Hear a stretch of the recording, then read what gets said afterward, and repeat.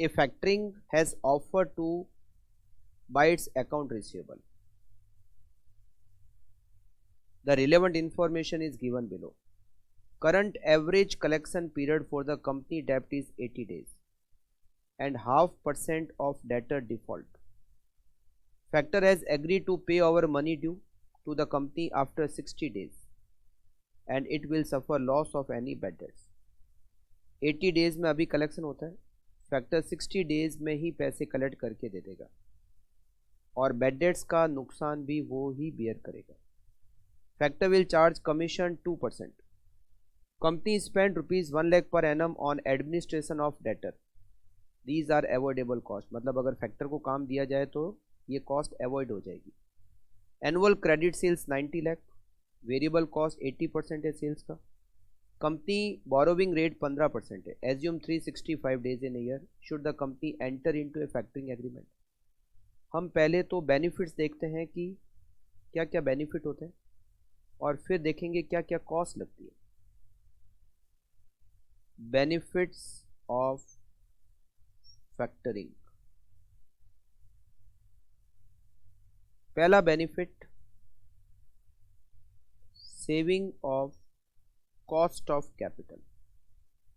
Factor 80 days की जगह 60 days में ही कलेक्शन करके ला के देगा.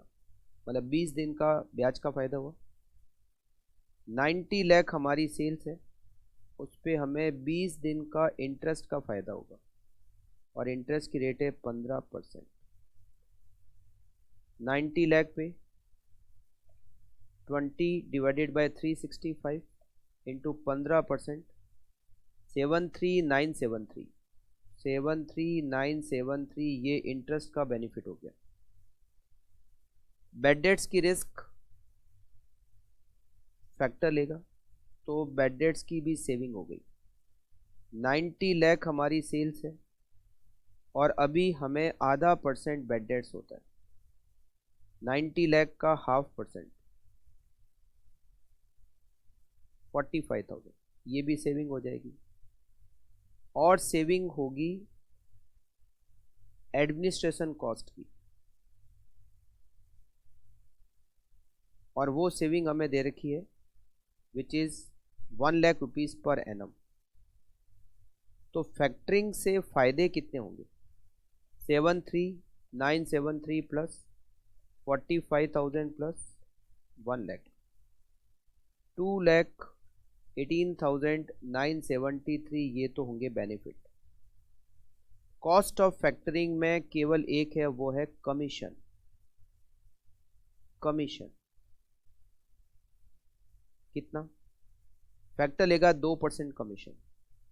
जितना वो कलेक्शन करेगा 90 लाख की क्रेडिट सेल्स, उसका 2% वो कमीशन लेगा 1,80,000. केवल एक कॉस्ट है 1,80,000. बेनिफिट ज़्यादा है. Net benefit, net benefit 218,973 minus 1,80,000. Net benefit ₹38,973. Company should enter